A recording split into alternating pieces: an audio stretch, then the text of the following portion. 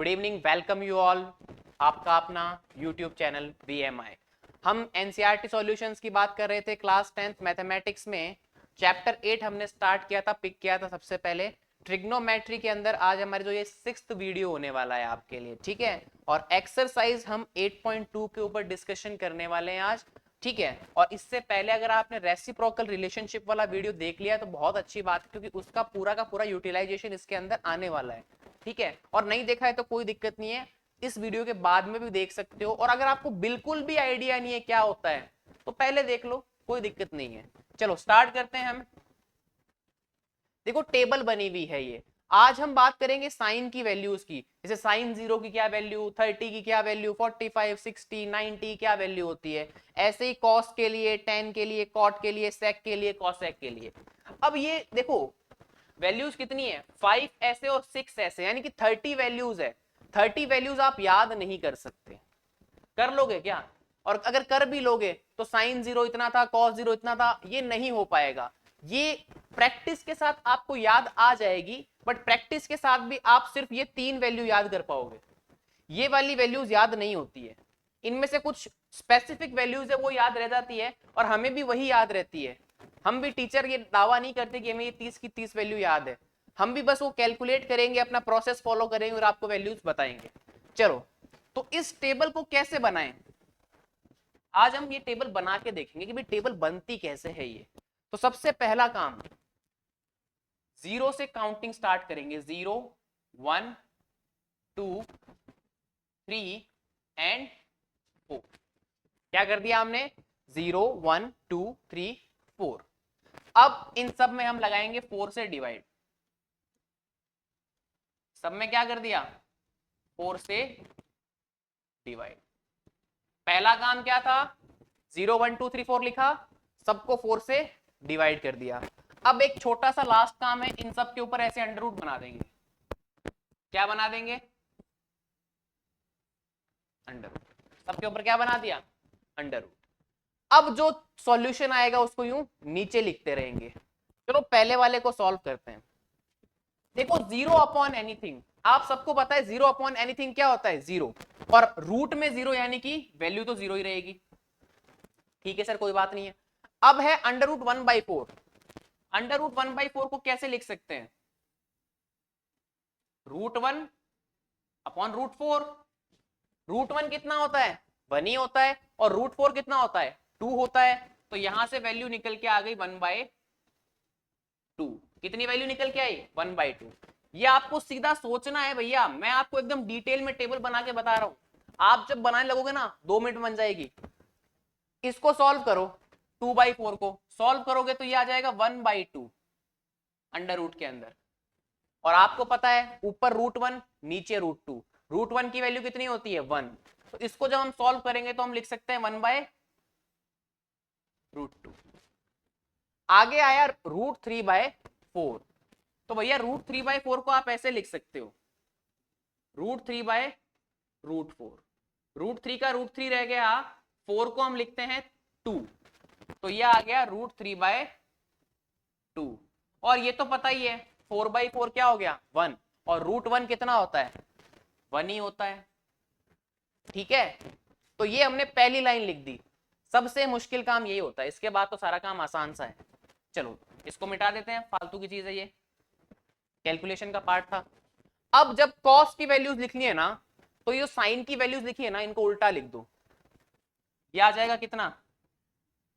1 उल्टा, यानी कि जो 90 पे है वो 0 पे, जो 60 पे है वो 30 पे, 45, 45, 30, 60, 0 और 90। तो चलो यहां पे लिखेंगे कितना? √3/2। ये हो जाएगा 1/√2। ये हो जाएगी 1/2। और ये यहां से आ जाएगा 0। ठीक है, यहां तक की बात तो हो गई। अब tan कैसे निकालेंगे? तो कल हमने रेसिप्रोकल के वीडियो में देखा था, tan थीटा का जो फॉर्मूला होता है वो होता है sin θ/cos थीटा। ठीक है, tan थीटा का फॉर्मूला क्या होता है? sin/cos। अगर मुझे tan 0 चाहिए तो sin 0/cos 0। tan 30 चाहिए तो sin 30/cos 30। tan 45 चाहिए तो साइन 45 बाय कॉस 45। अगर मुझे tan 60 चाहिए तो tan 60 चाहिए उसके लिए साइन 60 बाय कॉस 60, और अगर tan 90 चाहिए तो साइन 90 बाय कॉस 90, है ना, क्योंकि ये फॉर्मूला तो यही बताता है।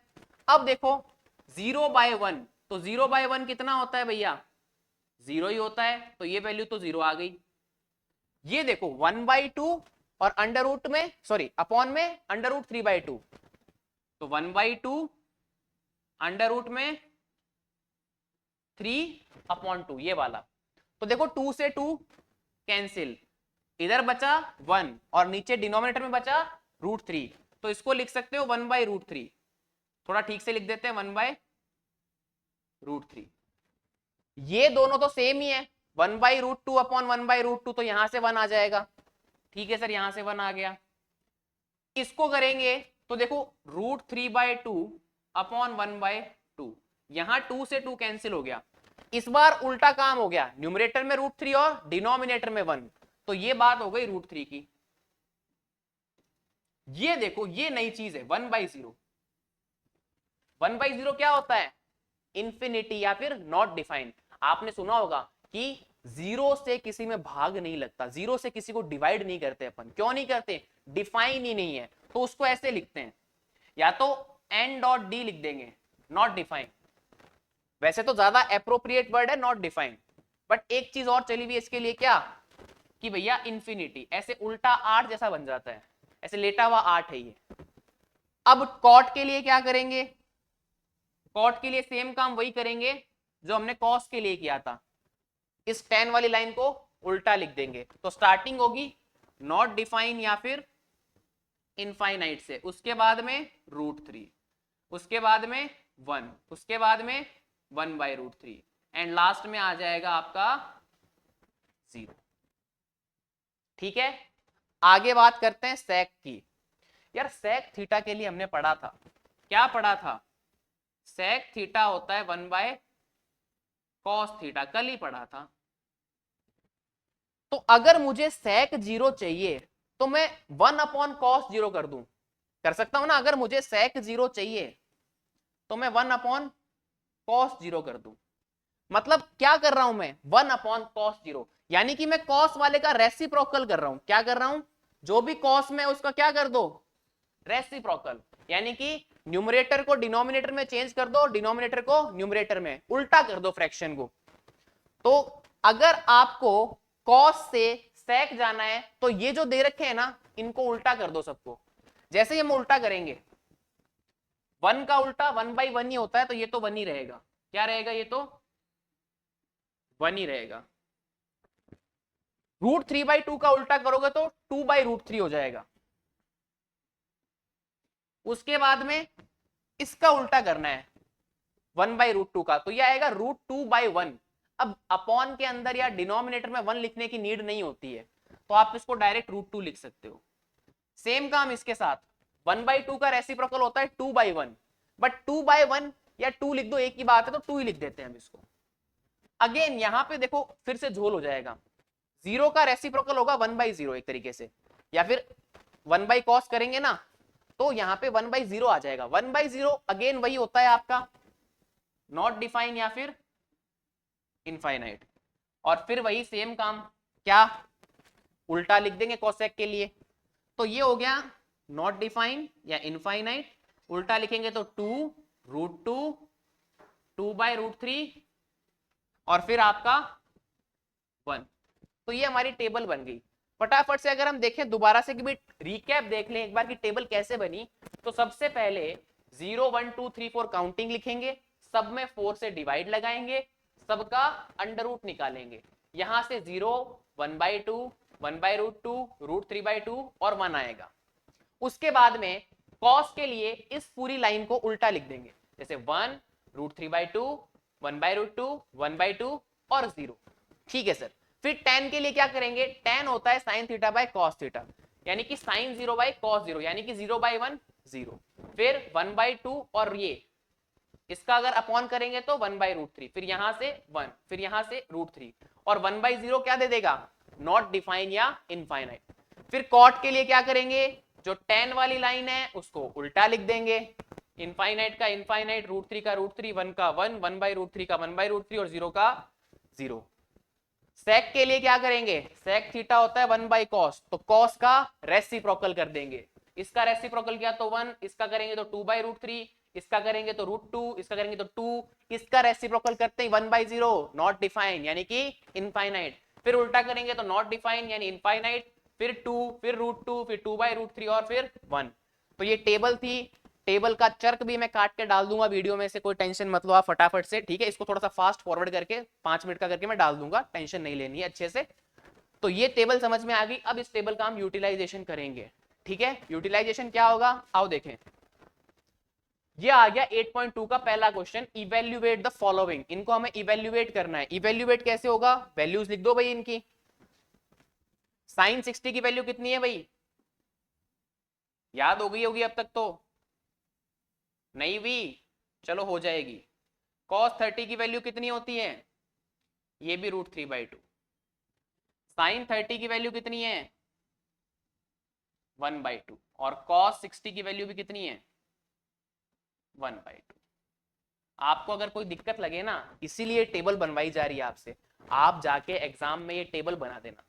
जब आप ट्रिग्नोमेट्री का पहला एग्जाम देंगे ना, जब ट्रिग्नोमेट्री स्टार्टिंग फेज में पढ़ रहे होंगे, तब आप जाके क्या कर सकते हो, टेबल बना सकते हो फटाफट से। एग्जाम में गए, स्टार्टिंग के 2 मिनट में टेबल बन गई, 2 मिनट में बन जाती है, और एक क्वेश्चन जो आपका टेबल से रिलेटेड होगा वो सॉल्व हो जाएगा इजीली। तो आप इसका यूज कर सकते हैं। टेबल आप एग्जाम में जाके बना लो, कोई मना नहीं करेगा, रफ पेज पे बना लो, बाद में काट देना। चलो वैल्यू रखते हैं। साइन 60, दोनों के बीच में कोई साइन नहीं है, मतलब क्या है, मल्टीप्लाई है। फिर प्लस का साइन, फिर दोनों के बीच में कोई साइन नहीं है, मतलब क्या है, मल्टीप्लाई है। तो साइन 60 की वैल्यू कितनी, रूट थ्री बाई टू। फिर कॉस 30 की value again root three by two, फिर प्लस साइन 30 की वैल्यू 1/2, फिर अगेन मल्टीप्लाई और cos 60 की वैल्यू 1/2। रूट थ्री और रूट थ्री मल्टीप्लाई कितना होता है, 3, 2 टू जा 4, प्लस 1 इंटू 1 1, 2 टू जा 4। देखो दोनों में डिनोमिनेटर सेम है, तो ओवरऑल डिनोमिनेटर 4 आ गया, और 3 और 1 को ऐड कर लो, तो ये हो गया 4/4। 4/4 को आप लिख सकते हो 1, कितना लिख सकते हो 1। तो इसका इवेल्युएशन तो आया 1, ठीक है। हमने इसका सॉल्यूशन कर लिया, लिख लेते हैं SOL, ये सॉल्यूशन कर लिया। अब हम चलते हैं सेकंड के सॉल्यूशन पे। देखो cos 30 की वैल्यू हमारे पास पहले से है, हमने अभी यही लिखी थी, कहां गई, ये रही। साइन 60 की वैल्यू भी हमने लिखी थी यहीं पे, ये रही, रूट थ्री बाय टू। और tan 45 की वैल्यू हमें पता है, और आपको भी याद रखनी है कि tan 45 आज से कितना होता है, 1 होता है। tan 45 1, cot 45 1। क्लियर है यहां तक की बात, चलिए अब इन वैल्यूज का यूटिलाइजेशन करते हैं। तो 2 की जगह 2, tan 45 की जगह मैं रख देता हूं 1 का स्क्वायर सीधा, प्लस cos 30 की value root three by two का स्क्वायर, माइनस साइन 60 की वैल्यू यानी रूट थ्री बाई टू का फिर स्क्वायर। अब देखना, सुनना और समझने की कोशिश करना। यार एक बात बताओ, रूट थ्री बाई टू का स्क्वायर है और ये भी रूट थ्री बाई टू का स्क्वायर है, ये प्लस में है ये माइनस में है, तो इनको यहीं पे काट के खत्म कर दो ना, क्यों आगे लेके जाऊं, आगे जाके कटेंगे। रूट थ्री का स्क्वायर 3 हो जाएगा, ये 4 हो जाएगा, यहाँ पे ये माइनस का 3/4 हो जाएगा, फिर कटेंगे। यहीं पे काट देता हूं, आगे ले जाना ही नहीं है मेरे को, यहीं पे काट दूंगा, काम खत्म कर दूंगा इनका, ठीक है, काम खत्म कर दिया। अब क्या बचा, 2, और 1 का स्क्वायर तो 1 ही होता है, तो 2 इंटू 1, दैट मीन्स आंसर आ गया 2। तो सेकंड वाले की इवेल्युएट वैल्यू आ गई कितनी, 2 आ गई। आगे बढ़ते हैं थर्ड क्वेश्चन के ऊपर, यानी कि फर्स्ट का पार्ट चल रहा है अभी तक, तो ये है फर्स्ट का पार्ट 3। चलिए cos 45, तो cos 45 की वैल्यू कितनी होती है, 1/√2। ठीक है सर, 1/√2 होती है, मान लिया हमने। आगे चलते हैं, sec 30 की वैल्यू कितनी होती है, sec 30 की वैल्यू होती है भैया कितनी, कितनी होती है, 2/√3। कितनी होती है, 2/√3। क्लियर है। अब देखो आप इसको कैसे फाइंड कर सकते हो, मुझे पता है cos 30 की वैल्यू कितनी होती है, √3/2, और जो sec होता है वो cos का क्या होता है, रेसिप्रोकल। तो जैसे ही आप sec 30 निकालना चाहो ना, इसका उल्टा कर दो 2/√3। आपको ये वैल्यू याद है ना, तो ऑटोमेटिकली आप ये बना सकते हो, but by the help of reciprocal relationship. अगर रेसिप्रोकल रिलेशनशिप आता है तो ये काम इजीली हो सकता है। इसीलिए कल की क्लास डेडिकेटेड रेसिप्रोकल रिलेशनशिप के लिए मैंने लगाई थी। ठीक है, हर चीज एकदम डिटेल में, जहां जहां जो जो कंसेप्ट बन सकता है, जो जो चीज आपको यूजफुल लगेगी, आपके लिए हेल्पफुल होगी, उसको मैं इंट्रोड्यूस करूंगा। और सिर्फ एनसीईआरटी बेस पे, एनसीईआरटी किताब से बाहर इस सीरीज के अंदर, जो आपकी एनसीईआरटी सॉल्यूशन की सीरीज है, उसमें एनसीईआरटी किताब से बाहर एक भी कंसेप्ट नहीं बताऊंगा, गारंटी। चलिए, cosec 30, sin 30 की वैल्यू मुझे पता है होती है 1/2। cosec क्या होता है, 1/sin थीटा होता है ना, cosec theta is equals to 1/sin theta. तो इसका रेसिप्रोकल यानी कि 2। तो यहां से sin 30 की वैल्यू कितनी आ गई, सॉरी cosec 30 निकालना था, तो sin 30 होता है 1/2, तो cosec हो जाएगा उसका रेसिप्रोकल यानी 2/1, और 2/1 को आप लिख दो 2। अब ये वैल्यूज हम पुट करते हैं, आओ पुट करके देखें क्या होता है। तो यहां पे मैंने पुट किया 1/√2, और sec 30 हो गया 2/√3 प्लस 2। ठीक है सर, कोई दिक्कत नहीं है। अब देखो इसका एलसीएम लेंगे तो मैं इसको ऐसा लिख सकता हूं 1/√2, अब डायरेक्ट इसकी इससे मल्टीप्लाई कर दो, तो 2 प्लस 2√3 अपॉन √3। तो 1/√2, 2 प्लस 2√3 अपॉन √3। अब क्या होगा, आपको सबको पता है कि जो ये होता है ये ऊपर जाता है ऐसे, और ये नीचे आ जाता है। ठीक है सर, ये तो ऊपर जाएगा और ये नीचे आ जाएगा। तो जैसे ही आप इसको ऊपर लेके जाओगे कुछ ऐसा दिखेगा आपको, √3 तो ऊपर चला गया, 1 से मल्टीप्लाई होगा तो सेम ही रहेगा। जब ये नीचे आएगा तो ये हो जाएगा 2 ऐसे, क्योंकि √2 तो इन दोनों से मल्टीप्लाई करना पड़ेगा। तो √3 अपॉन √2 ब्रैकेट 2 प्लस 2√3। क्लियर है यहां तक की बात।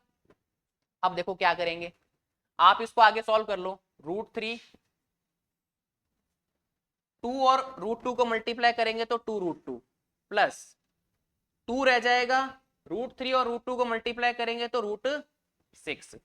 अब आप चाहो तो आप इसका क्या कर सकते हो, आप अगर चाहते हो तो आप इसका रेशनलाइजेशन कर लो। रेशनलाइजेशन करके आप देख लो क्या आंसर आएगा, या फिर आप चाहो तो इसको ऐसे ही छोड़ दो। मैं रेशनलाइजेशन कर देता हूं आपके लिए। तो जैसे रेशनलाइजेशन करेंगे देखो ये आएगा, मैं इसको ऐसा लिखता हूं, √3 नीचे लिख देते हैं 2√6 प्लस 2√2। ऑर्डर आगे पीछे कर देंगे, कोई इफेक्ट पड़ेगा नहीं। अब रेशनलाइजेशन कैसे होता है, वो ऐसे होता है कि भैया सेम चीज लिख दो, बस साइन डिफरेंट कर दो। सेम चीज लिख दो बट साइन डिफरेंट कर दो। ऊपर वाला तो ऊपर ऐसे ही रह जाएगा, कोई दिक्कत नहीं है, उसको आप ऐसे कर दो। इसको जब मल्टीप्लाई करेंगे तो ये कुछ ऐसा आएगा, 2√18 माइनस 2√6 अपॉन, ये देखो a प्लस बी और a माइनस बी आइडेंटिटी होती है, a प्लस बी और a माइनस बी। इसको आप a कंसिडर करो, इसको b, और ये a b, तो a plus B a minus B होता है a square minus B square. जगह कम है इसलिए आइडेंटिटी मैं यहाँ नहीं लिखवा रहा, अदरवाइज मैं लिखवाता हूँ, और आप भी लिखें, अच्छा इंप्रेशन पड़ता है।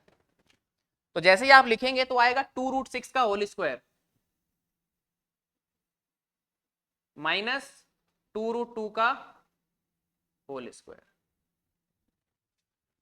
आगे देखो, √18 है, √18 को ऐसे लिख सकते हो, इसमें से 3 बाहर निकाल लो और 2 अंदर रख लो, क्योंकि √18 क्या होता है, ऐसा होता है 3 × 3 × 2, है ना, 3 3 जा 9, 9 2 जा 18। अब ये क्या है, स्क्वायर लगा हुआ है, बाहर क्या लगा हुआ है, स्क्वायर रूट, तो इसमें पेयर बनेगा 2 का, उसमें से एक बाहर आ जाएगा और रूट अंदर रह जाएगा, तो इसको 3√2 लिख सकते हैं। तो पता चल गया आपको 3√2 कैसे आएगा, माइनस का 2√6 अपॉन में 2 का स्क्वायर 4 और √6 का स्क्वायर 6, तो 4 × 6 हो गया 24 माइनस 2 का स्क्वायर 4 और ये क्या हो जाएगा भाई, √2 का स्क्वायर क्या होता है 2, देखो ऐसे 2√6 का स्क्वायर किया था ना, तो 2 का स्क्वायर तो होता है 4 और √6 का स्क्वायर होता है 6, तो 4 × 6 तो हो गया 24 ऐसे। और जब 2√2 का स्क्वायर करोगे तो 2 का स्क्वायर इंटू √2 का स्क्वायर, स्क्वायर से रूट गया तो ये तो 2 बन जाएगा और 2 का स्क्वायर होता है 4, तो ये हो गया 8, है ना। एकदम डिटेल में बेसिक में सब चीजें बताता ही चल रहा हूं, तो ये हो गया 8। अब देखो क्या होगा,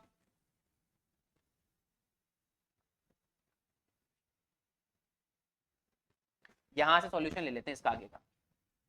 16 आ जाएगा नीचे और ऊपर देखो कॉमन कौन आ रहा है, ऊपर कॉमन आ रहा है 2, तो 2 जैसे ही कॉमन लोगे ऊपर अंदर बचेगा 3√2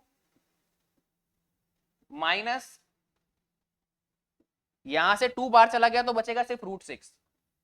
हमने क्या किया, ऊपर से 2 कॉमन लिया, यहां से ये 2 चला गया और यहां से ये 2, तो यहां बचा 3√2, यहां बचा सिर्फ √6 और नीचे हो गया 16। अब 2 की टेबल से कैंसिल कर दो, 2 1 जा 2 और ये हो जाएगा 8, तो आंसर आएगा 3√2 माइनस √6/8, ये आंसर आएगा, यही आंसर आपको करना है, ठीक है।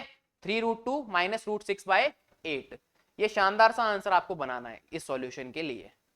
अब आगे बात करते हैं हम इस वाले की। इस वाले के लिए भी मुझे अब बड़ा पेज चाहिएगा, इसलिए मैं यहाँ पे क्या कर रहा हूँ, एक प्लस करके लिख रहा हूँ, थोड़ा सा लाइटिंग पड़ेगी तो उसको मैनेज कर लेना आप लोग। क्या है भाई, sin 30 plus tan 45 minus cosec 60, तो वैल्यू पहले लिख लेते हैं। अच्छा यहाँ तो नहीं कर पाएंगे, एक एक्स्ट्रा पेज ही लेना पड़ेगा। क्या था, sin 30 tan 45 और cosec 60, तो sin 30 plus tan 45 minus cosec 60, यही था क्या, हाँ सर यही था। नीचे था sec 30 cos 60 और cot 45, sec 30 plus cot 45 minus cos 60, यही था क्या। प्लस माइनस का इधर उधर कुछ हो गया हो तो मिस्टेक, वो चेक कर लेते हैं अपन। अच्छा नीचे सारे प्लस थे, sec 30 cos 60 cos 60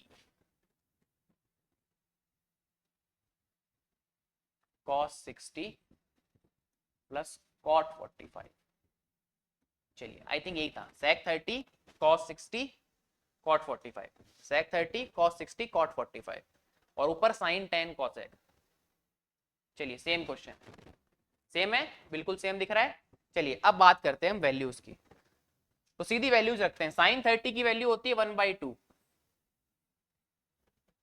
plus tan 45 की वैल्यू 1, आगे करना है आपको माइनस, देखो माइनस का साइन था यहाँ पे, ये रहा cosec 60, cosec 60 कितना होता है, वही sin 60 की वैल्यू कितनी होती है, याद कर ली मैंने, √3/2।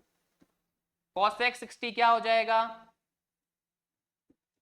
1/sin 60, रेसिप्रोकल रिलेशनशिप यही तो होता है, फिर 1/√3/2, ये 2 ऊपर भाग जाएगा तो 2/√3।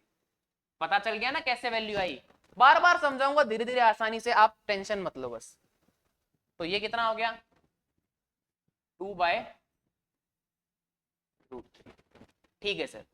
sec 30 की वैल्यू हमने पिछले क्वेश्चन में निकाली थी 2/√3 प्लस cos 60 कितना होता है, cos 60 आपका √3 1/2, ये हो गया 1/2 और cot 45 आपका 1 होता है। अब इसको सॉल्व करना है हमें आसानी से, तो हम पहले क्या करते हैं, ऊपर और नीचे एलसीएम लेके प्रॉपरली सॉल्व कर लेते हैं। तो जैसे ही ऊपर एलसीएम लेंगे तो देखो 2 और √3, तो ओवरऑल एलसीएम ऊपर का क्या आएगा, 2√3। अब देखो 2 इसके पास है बट इसके पास कौन नहीं है, √3, तो √3 इससे मल्टीप्लाई हो जाएगा, √3 आ गया। हम क्या कर रहे हैं अभी, 2 का डिवाइड लगाएंगे, 2 से 2 कैंसिल, बचा √3, तो √3 × 1 कितना हो गया, √3। इसके साथ में कोई भी नहीं है, कोई भी नहीं है, तो डायरेक्ट 2 और √3 दोनों इससे मल्टीप्लाई हो जाएंगे तो 2√3, फिर लगेगा माइनस। इसके साथ में √3 है, तो √3 से तो √3 कैंसिल, बचा 2, 2 × 2 हो गया माइनस का 4 अपॉन, सेम नीचे काम करेंगे, ओवरऑल आएगा 2√3, ठीक है सर, इसके साथ √3 है तो √3 से √3 कैंसिल, 2 2 जा 4 प्लस ये देखो 2 से 2 जाएगा, √3 बचेगा तो प्लस का √3। और सेम काम देखो इसके साथ कुछ भी नहीं है तो सीधा इससे 2 √3 लिख दो, है ना, करते थे ना कि भाई एलसीएम है तो डायरेक्ट मल्टीप्लाई कर दो इसे, यहां अगर कुछ भी नहीं है अपॉन में तो डायरेक्ट मल्टीप्लाई कर दो। ये चीजें हम कर चुके हैं पहले। अब देखो मुझे पता है कि ये ऊपर भागता है ऐसे और ये नीचे आता है, तो बेसिकली 2/3 का एक पार्ट ऊपर जाएगा और 2 √3 एक नीचे आएगा। तो मैं इससे पहले ही, ये प्रोसेस होने से पहले ही इनको यही काट देता हूं। भाई ये ऊपर जाएगा मल्टीप्लाई होगा, ये नीचे आएगा मल्टीप्लाई होगा, एक चीज नीचे आ रही है सेम, एक चीज ऊपर जा रही है, तो पहले ही काट दो। ये लो सर, हम पहले ही खत्म कर देंगे इसको, पहुंचने नहीं देंगे। ठीक है, नहीं पहुंचने दिया, क्या आएगा सर, ऐसा आएगा, ये हो जाएगा 3 √3, तो 3 √3 -4, नीचे हो गया 3 √3 +4। वैसे ये ऐसा है 4 + 3 √3, बट आपको पता है सबको कि भाई एडिशन है, और एडिशन क्या फॉलो करता है, कम्यूटेटिविटी। कम्यूटेटिविटी क्या होती है कि सर 2 + 3 भी 5 होता है और 3 + 2 भी 5 होता है, मतलब ऑर्डर का इफेक्ट नहीं पड़ता। आप पहले 3 जोड़ो बाद में 2 जोड़ो तो भी 5 आएगा, पहले 2 जोड़ो बाद में 3 जोड़ो तो भी 5 आएगा। तो अगर मैं इसको ऐसा लिख दूं, अगर मैं इसको ऐसा लिख दूं तो कोई इफेक्ट नहीं पड़ेगा, क्योंकि साइन किसके साथ में है, प्लस के साथ में, ये दोनों किसके साथ में है, प्लस के साथ में। तो प्लस कम्यूटेटिविटी फॉलो करता है, एडिशन कम्यूटेटिविटी फॉलो करता है, इसलिए कोई इफेक्ट पड़ेगा नहीं। अब बात करते हैं इसके रेशनलाइजेशन की। जैसे रेशनलाइजेशन आएगा नीचे वाले का सेम टू सेम लिख दो, फिर से देख लो, जिसको नहीं समझ में आया हुआ ना रेशनलाइजेशन, एक बार फिर से वो इसको देख ले कि कैसे करते हैं। -4 है ना, बिल्कुल सेम टू सेम लिखते हैं, ये साइन का डिफरेंट होता है बस, देख लो ये साइन के डिफरेंस होते हैं बस, ठीक है। और ऊपर भी सेम लिख दो जो नीचे लिखा है। तो नीचे देखो क्या हो गया, इसको ऐसे लिख दो, अभी लिख देते हैं 3 √3 -4।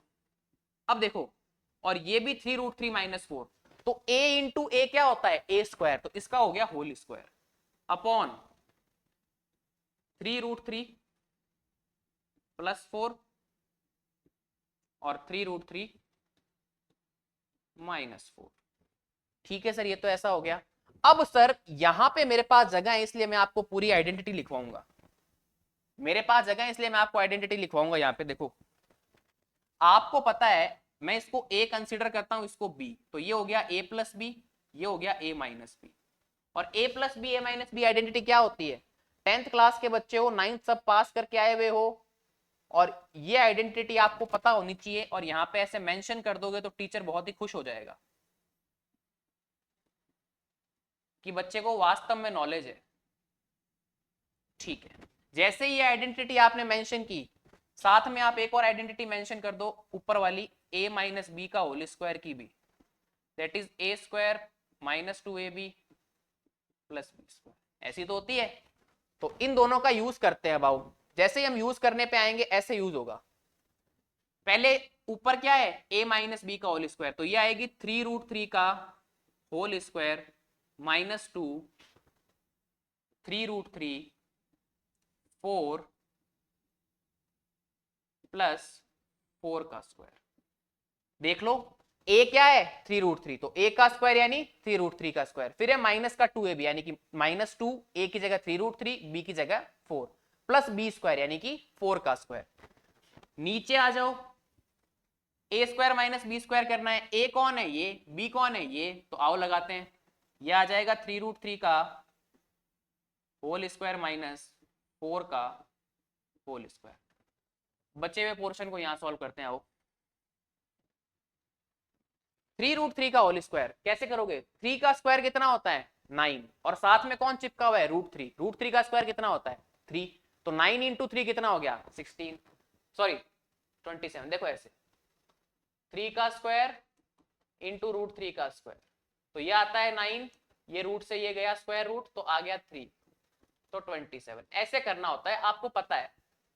तो ये आ जाएगा 27 माइनस 2 3 जा 6 और 6 4 जा 24, तो इसको लिख दो 24√3। ठीक है, 4 का स्क्वायर कितना होता है, तो 4 का स्क्वायर हो गया 16। ठीक है सर, कोई दिक्कत नहीं। नीचे अगेन 3√3 का स्क्वायर 27 और 4 का स्क्वायर -16, तो 27 + 16 हो गया 43, माइनस का 24√3 अपॉन 11, ये इसका फाइनल आंसर है। मेन खेल है ना यहां तक पहुंचने का है प्यारे बच्चों, कि आप इस आंसर तक कैसे पहुंचते हो। बहुत सारे बच्चे ये वैल्यूज रखेंगे लेकिन वो सॉल्व करके इस आंसर तक नहीं पहुंचेंगे। मैं यही सिखाता हूं कि सॉल्व कैसे करना है। वैल्यूज रख दोगे आप, रट के रख दोगे, टेबल बना के रख दोगे, टेबल का फॉर्मेट रट के आ जाओगे, जैसे मैंने सिखाया है वैसे आप टेबल रट के आ जाओगे, और आपने फॉर्मेट याद कर रखा है टेबल का, तो आप सॉल्व भी कर दोगे झटके से। लेकिन कंसेप्ट क्या है, यूज कैसे करते हैं, ये आना बहुत इंपॉर्टेंट है। चलो लास्ट क्वेश्चन देखते हैं, फर्स्ट वाले का। 5 cos स्क्वायर 60, तो सबसे पहले इन सब की वैल्यू लिख लेते हैं अपन। अब तो वैल्यूज याद होगी, सीधी लिखना स्टार्ट करते हैं। 5 cos 60 की वैल्यू कितनी होती है, 1/2 होती है, तो यहां रख दो 1/2, 1/2 का स्क्वायर प्लस 4। sec 30 की वैल्यू कितनी होती है, 2/√3 होती है, तो यहां पे रख दिया 2/√3, और बाहर स्क्वायर लगा हुआ है तो स्क्वायर, माइनस 10 स्क्वायर 45, यानी कि 10 45 की वैल्यू का square upon sine square 30 plus cos square 30, sine square 30 यानी कि साइन 30 की वैल्यू 1/2 इसका square, plus cos square 30, cos 30 की वैल्यू √3/2 इसका स्क्वायर। अब इसको सॉल्व करना है, इतना आसान सा कंसेप्ट है, आओ सॉल्व करें हम।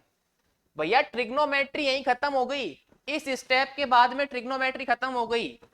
पिछले क्वेश्चन में इस स्टेप के बाद में ट्रिग्नोमेट्री खत्म हो गई थी, और उससे पिछले क्वेश्चन में भी इस स्टेप के बाद में ट्रिग्नोमेट्री खत्म हो गई थी।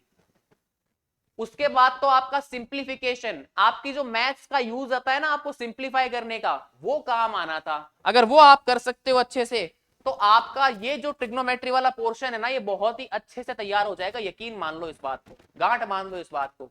क्लियर है? चलो अब ये क्वेश्चन देखते हैं। देखो ये आ जाएगा 5 इंटू 1/4 प्लस 4। अब देखो 2 का स्क्वायर तो हो गया 4, और नीचे √3 का स्क्वायर हो गया 3, माइनस 1 अपॉन 1 का स्क्वायर 1 और 2 का स्क्वायर 4, प्लस √3 का स्क्वायर 3 और 2 का स्क्वायर अगेन 4। आओ चलते हैं, ये आ जाएगा 5/4। ठीक है सर, 5/4 आ गया, 4 4 जा 16 और अपॉन में 3, तो ये हो गया 16/3। ठीक है सर, -1 अपॉन, दोनों के अपॉन में 4 है, 1/4 और 3/4, तो ओवरऑल ये हो जाएगा 3 + 1/4। तो एक स्टेप यहां ले लेते हैं। देखो इस पूरे का एलसीएम आएगा 12, कितना आएगा 12। और अगर मैं बात करूं 5 का, चलो एक बार इसको इतना ही रखते हैं, नीचे वाला का पहले सॉल्व कर लेते हैं। नीचे वाले को जब सॉल्व करोगे तो ये आएगा 5/4 प्लस 16/3 -1, और नीचे देखो ये तो आ जाएगा कितना 4/4, तो आपको पता ये तो 1 हो रहा है, तो अपॉन में 1 लिखने की नीड होती नहीं है। तो अब मुझे जो सॉल्व करना है वो सॉल्व करना है 5/4 प्लस 16/3 -1। अब यहां एलसीएम ले लो इसका, ओवरऑल एलसीएम आया 12। 12 में 4 का डिवाइड लगाओ आएगा 3, और उस 3 को मल्टीप्लाई कर दो 5 से, फिर आएगा प्लस का साइन। अब 3 का डिवाइड लगाओ 12 में तो आएगा 4, और 4 को मल्टीप्लाई कर दो 16 से, कर दिया। यहां बेचारा 1 है, तो इस 12 की डायरेक्ट मल्टीप्लाई कर दो 1 से। जब इसको सॉल्व करेंगे तो आएगा 15 + 64 -12 अपॉन 12। तो जैसे ही आप इसको सॉल्व करेंगे, तो जैसे ही आप सॉल्व करोगे तो आएगा 79, 79 माइनस 12 हो गया 67, और आपका फाइनल आंसर आएगा 67/12। क्या आंसर आ जाएगा आपका? 67/12। ठीक है, तो आज की क्लास में हम इतना ही पढ़ेंगे। क्लियर है? यहां पर हमने क्या कर लिया, 8.2 से पहले हमने टेबल बनानी सीख ली, और टेबल बनाने के बाद में हमने क्या सीखा, हमने इन क्वेश्चंस को सॉल्व करना सीखा, इन प्यारे प्यारे क्वेश्चंस की कैलकुलेशन की और इनको सॉल्व करना सीखा हमने। तो सबसे पहला टेबल सीखी, फिर 1 2 3 4th और 5th क्वेश्चन को हमने सॉल्व कर दिया। आज हम इतना ही पढ़ेंगे, नेक्स्ट क्लास में हम 8.2 को कंप्लीट करेंगे। तब तक के लिए wish you all the best, खूब सारा पढ़ते रहे। कोई भी क्वेरी हो आप कमेंट बॉक्स में पूछ सकते हैं, मैं सबका रिप्लाई करता हूं। और जब तक संभव होगा ना, सब्सक्राइबर या व्यूअर्स बहुत ज्यादा हो जाएंगे, तब भी मेरी कोशिश रहेगी कि मैं आपको रिप्लाई करूं। और नंबर मेरा आपके पास में है, क्वेरी कर सकते हैं व्हाट्सएप पे ओनली, कॉल प्लीज मत कीजिएगा, अवॉइड कीजिएगा। चलिए मिलते हैं नेक्स्ट क्लास में, तब तक के लिए जय श्री कृष्णा, जय श्री श्याम, जय हिंद, जय भारत, जय राजस्थान, धन्यवाद।